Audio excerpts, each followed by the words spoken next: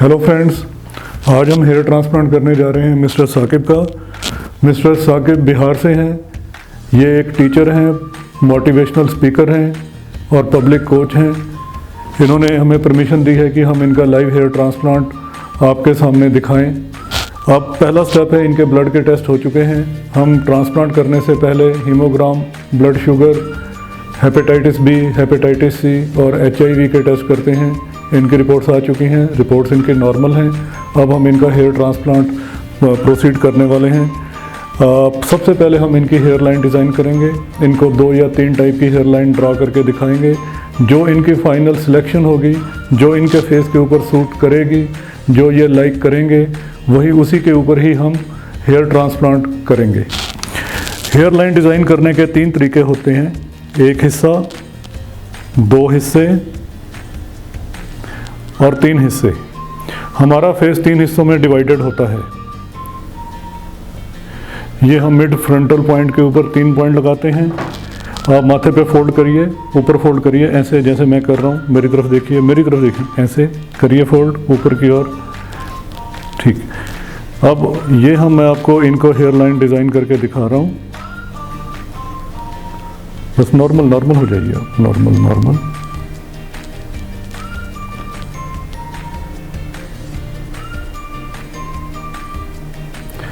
शीशे में देखिए, एक हेयर लाइन आप इनकी इस टाइप की बनती है, दूसरी हेयर लाइन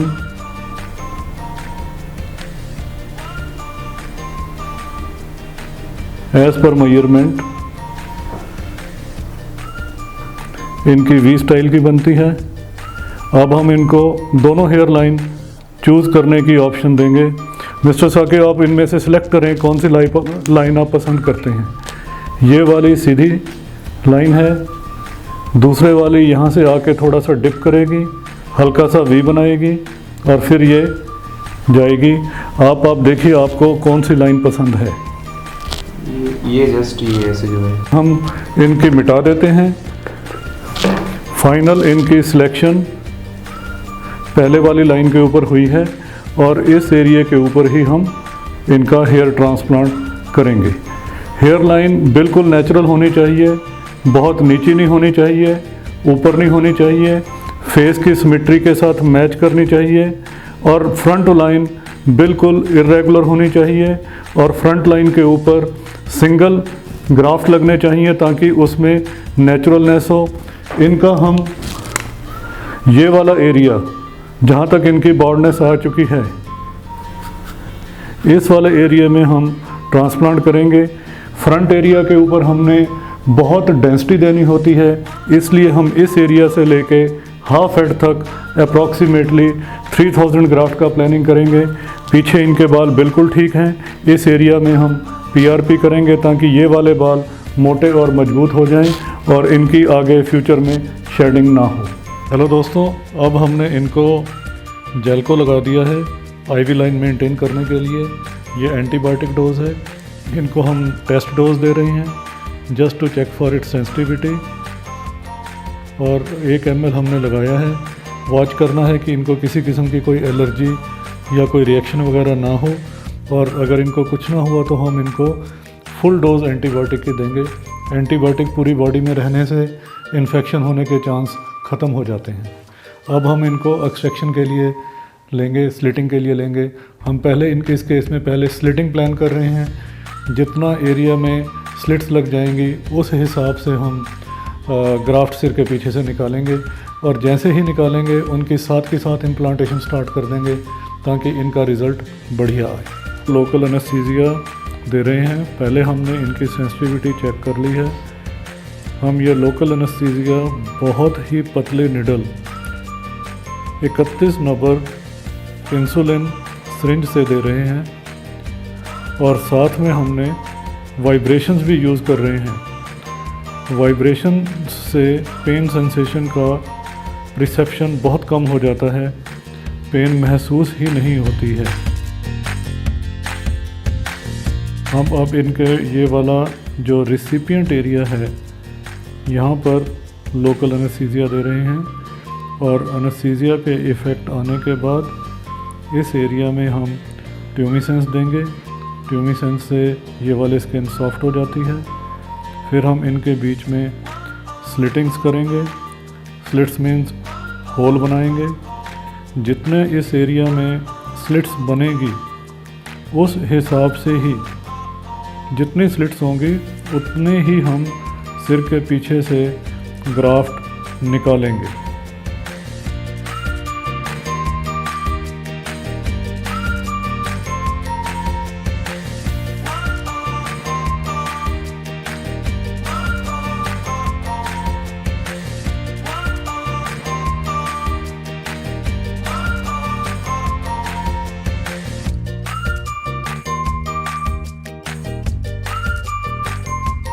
हेलो दोस्तों, अब हमने ये एक्सट्रैक्शन कर ली है 3000 ग्राफ्ट की।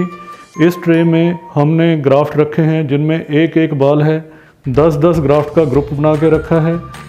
इस ट्रे में हमने 10-10 ग्राफ्ट का जिसमें 2-2 बाल हैं उनका ग्रुप बना के रखा है। इसमें एक ग्रुप में 10 ग्राफ्ट हैं जिनमें 3-3 बाल निकले हैं, उनका ग्रुप बना के रखा है। इन टोटल हमारे पास अब 3000 ग्राफ्ट हैं। अब मैं आपको एग्जैक्ट बताऊंगा कि इन 3000 ग्राफ्ट में इनके कितने बाल हैं। अभी मैं आपको कैलकुलेट करके दिखाता हूं। हेलो दोस्तों, ये ट्रे है जिसमें ग्राफ्ट के 10-10 ग्राफ्ट का ग्रुप रखा है। ये वो वाली ग्राफ्ट हैं जिनमें सिंगल बाल है। सो ये ग्रुप 10-10 के ग्रुप बनाए हैं, ये सिंगल वाले ग्राफ्ट हैं।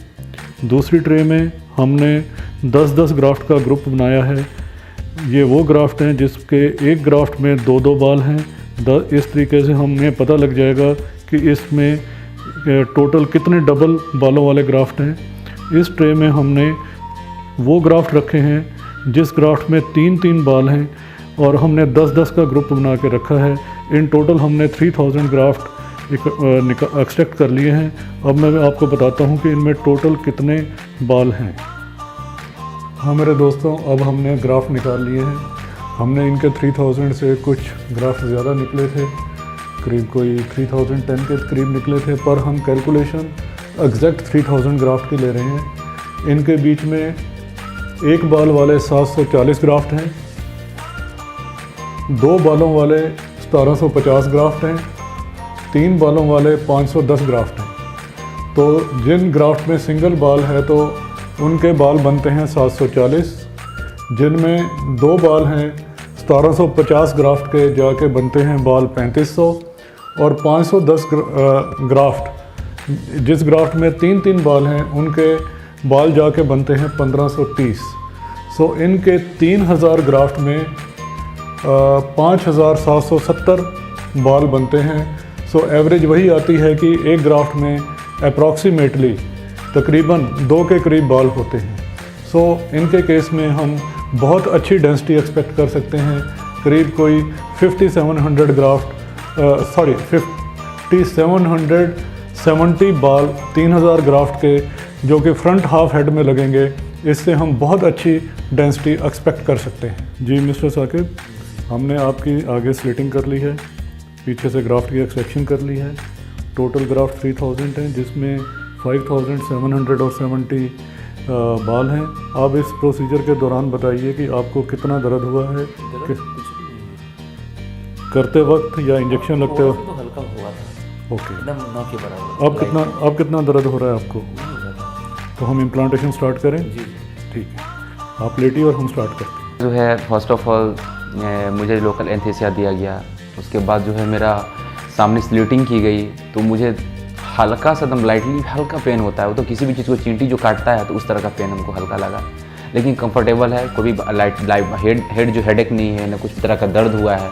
और मेरा डोनर एरिया से भी जो है ना ग्राफ जो है एक्सर्ट किया गया, वहाँ से भी कोई प्रॉब्लम्स नहीं हुआ है हमको। बहुत अभी कंफर्टेबल फील कर रहा हूँ।